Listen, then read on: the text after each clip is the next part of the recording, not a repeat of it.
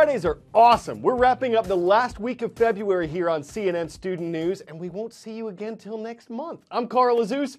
First up, today is the deadline for Congress and the President to agree on funding for the U.S. Department of Homeland Security.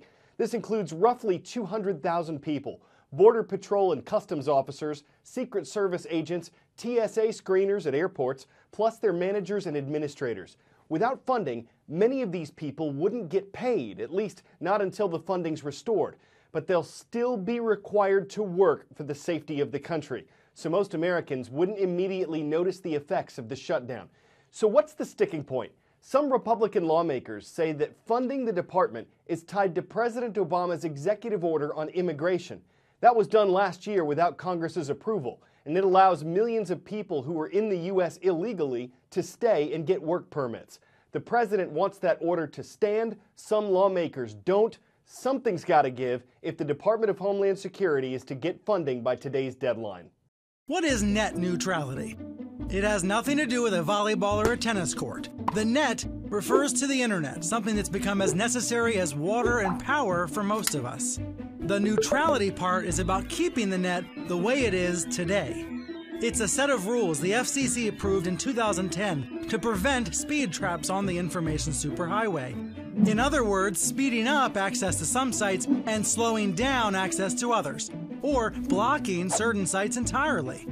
So are these rules a bad thing? It depends who you ask. The companies that deliver your internet, like Comcast, Verizon, and AT&T, have spent millions in lobbying money to get rid of net neutrality, arguing that having the government micromanage their business is not good for them or their consumers. On the other side are internet giants like Facebook and Google, streaming services like Netflix, and President Obama. They all argue the internet is a public good and should be regulated like one. They also say the companies that own the pipelines can play favorites. For example, a content provider like Netflix is in direct competition with Comcast, which owns NBC Universal and controls access to the internet for more than 20 million customers. You can imagine a scenario where NBC might want to speed up streams of its shows and slow down streams of its rival Netflix. Now, Netflix can afford to pay for a fast lane. They make $4 billion a year. But the next Netflix, some awesome startup, can't.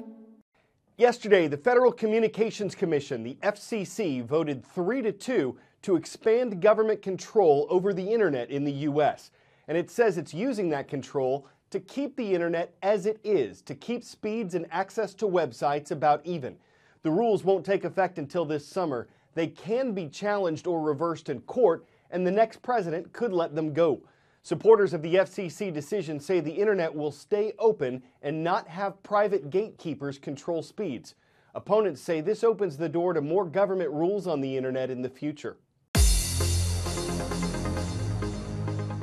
From the eastern part of the Empire State to Eastern Asia, it's time for the Call of the Roll. Center Reach, New York is located on Long Island. So is Dawnwood Middle School. It's where the Cougars are in class today. West Coast, just west of Portland. It's where we found Beaverton High School in Beaverton, Oregon. The Beavers are online. And Busan is in the northwest part of South Korea. It's great to see the students of Ilsan Middle School are watching CNN Student News. It's no coincidence that the acronym for Seasonal Affective Disorder is SAD. A psychiatrist first described it in 1984. Mayo Clinic lists SAD, or SAD, as a type of depression. It usually starts late in the fall or early in the winter, and usually ends when the days get longer in spring and summertime. Treating it can be as easy as laughing with your loved ones. Even if you love the cold and winter sports, you've got to admit this has felt like a long winter. At least 12 million Americans suffer from something known as Seasonal Affective Disorder, or SAD. Numbers probably even higher than that. Longer nights, shorter days. All of that leads to a chemical imbalance in the brain. What happens is your serotonin levels are down, and melatonin, which makes you sleepy, that's up. Does it make sense? Symptoms can be mild or severe. You can get fatigue, lack of energy, oversleeping, difficulty concentrating, and also cravings for food that cause weight gain. That probably sounds familiar as well. Diet and exercise can always help. Also, get outside as much as you can. You can also get a specialty designed light box. You just sit there and stare at it for a while each day, or at least put it on your desk. The point is you can get a boost of more natural light. Worst case, some doctors may recommend antidepressants or psychotherapy to help you get through this. Another tidbit, find things that bring you joy. Open up the blinds in your house, play some of your favorite music, and be with your family. Laughter and togetherness are always great therapy for the winter blues. Time for the shout-out. Acapius, interrogatories, and prima facie would most likely be discussed in what setting? If you think you know it, shout it out. Is it a political debate, design studio, court case, or military plan? You've got 3 seconds. Go. These are all common legal terms most likely to come up in court cases. That's your answer, and that's your shout-out. We've been exploring some U.S. legal terms and legal processes this year. How exactly is a jury chosen? That's answered on our January 30th show. What is the insanity defense? On our February 12th show. You can find these in our show archives at cnnstudentnews.com. Today, we're looking at the juvenile justice system in the U.S. Our entire juvenile justice system is based on this concept that neurologically and developmentally, children are different.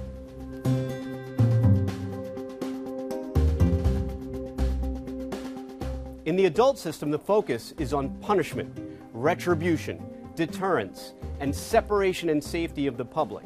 In the juvenile justice system, it's different. The focus is on the child, on treatment, rehabilitation, and supervision. In some states, depending on the crime, the juvenile lands in adult court automatically. The judge and the prosecutor don't even have any choice in the matter. And in those cases, adult courts will have original jurisdiction over particularly awful crimes, like murder or attempted murder. In other cases in other states, it's discretionary. The prosecutor has the discretion to try and put the case in adult court. If you do something really horrific, you don't get the benefit of that system. I've seen a lot of dog stories on CNN Student News. This is one of the smartest. Maybe your dog knows tricks. Maybe it could jump through hoops or weave through legs. But this one, a mini Australian Shepherd, knows how to read. What? Read! You'll notice some of the letters on the signs are in bold, though. The trainer says this starts by teaching simple commands. Sit, lie down. Then she teaches Mia the dog corresponding hand signals, and finally come the signs. They have bold letters that the dog learns to associate with the commands. Mia can tell the difference between a bold S for sit and a bold SP for spin. So you don't need to read into this story to see that Mia is one doggone sublime canine. She is literally awesome. But could you teach these new tricks to an old dog like a Labrador Retriever, a Reedweiler, a Weimar Reader? It would certainly wow your friends. I'm Carl Azus for CNN Student News. Hope you booked a great weekend and that you'll fetch another 10 minutes for us on Monday.